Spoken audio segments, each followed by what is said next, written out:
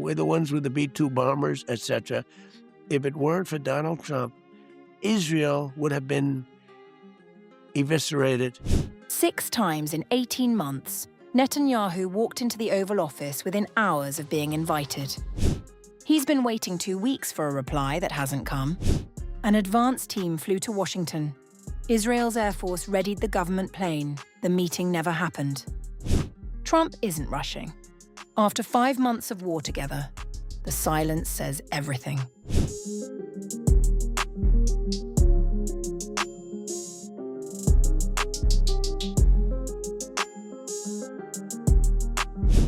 Six times in 18 months, Benjamin Netanyahu walked into the Oval Office like royalty. 6 times, an invitation had come within hours. This time, though, the Israeli Prime Minister has waited more than 2 weeks for an answer that hasn't come. According to Axios, White House officials were caught off guard last week when Israeli media reported a meeting between the two leaders set for July 20th. No such meeting, they say, was ever confirmed.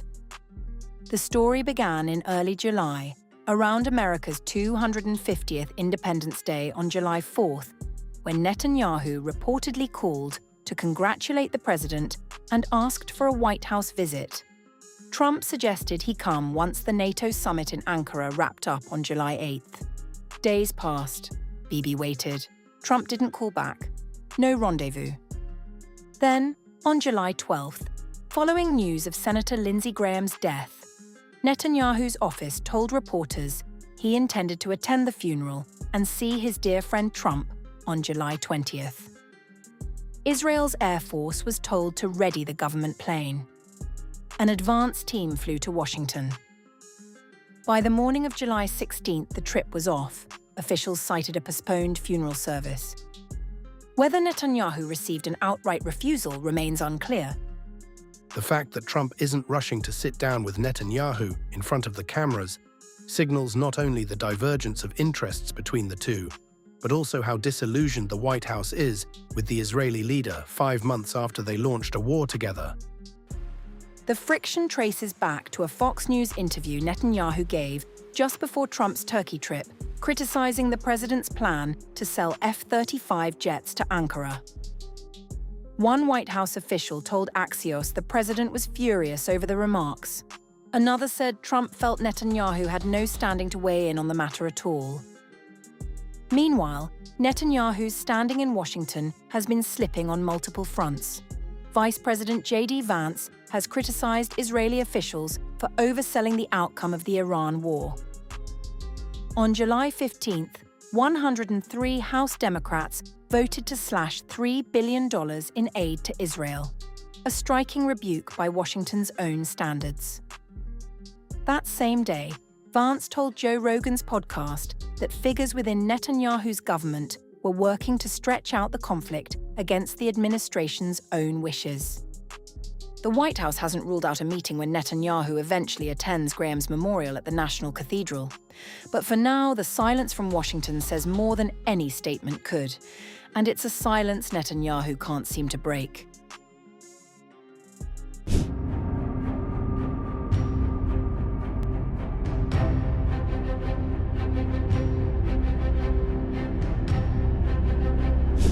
Iranian Foreign Ministry spokesman Esmail Baghai said Iran had warned that if a war broke out, it would become a regional conflict because the region itself is being used to launch attacks.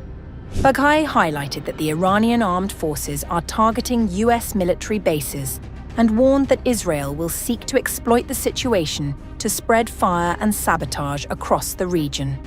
We had warned responsibly, and our martyred commander-in-chief had warned that this war would become a regional war. This is because the region is being used for military attacks, not because Iran wishes to make the region insecure.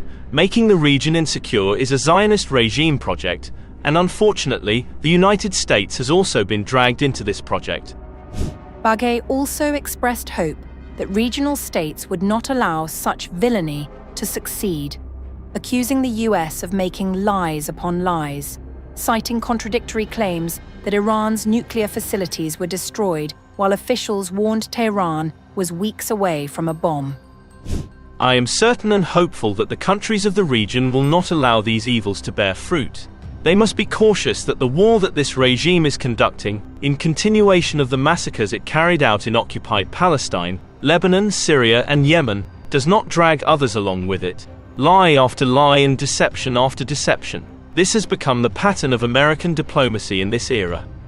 Meanwhile, senior Iranian military advisor Major General Yahya Rahim Safavi said that Tehran knows the location of Israeli Prime Minister Benjamin Netanyahu's meetings and has a complete intelligence database on his movements. Remarks that came just one day after a wave of rumors had swept social media claiming Netanyahu had been killed.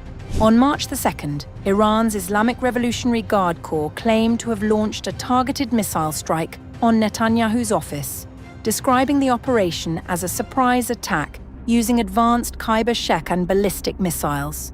The IRGC provocatively declared that Netanyahu's fate was unknown, igniting a firestorm of speculation that the Israeli Prime Minister had been killed.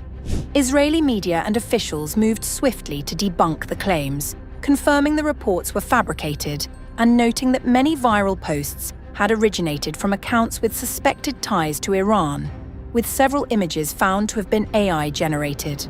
Netanyahu's office released photographs of him chairing a security meeting in Tel Aviv before he appeared publicly at the site of a separate Iranian strike, vowing to intensify military operations against Tehran. Israel's Channel 12 reported on March 3rd that a missile carrying a fragmentation warhead struck the central Israeli city of Petah Tikva. Earlier, a direct hit in Tel Aviv killed a woman and injured 22 others, with at least 40 buildings damaged across the city. Another Iranian missile had previously struck a synagogue bomb shelter in the central Israeli city of Beit Shemesh, killing 9 people and wounding 60, including children and a pregnant woman.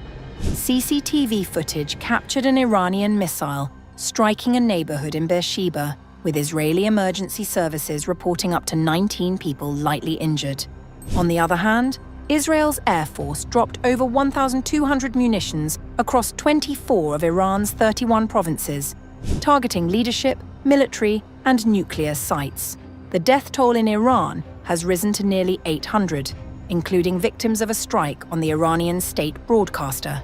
6 American service members have been killed, with at least 10 dead in Israel.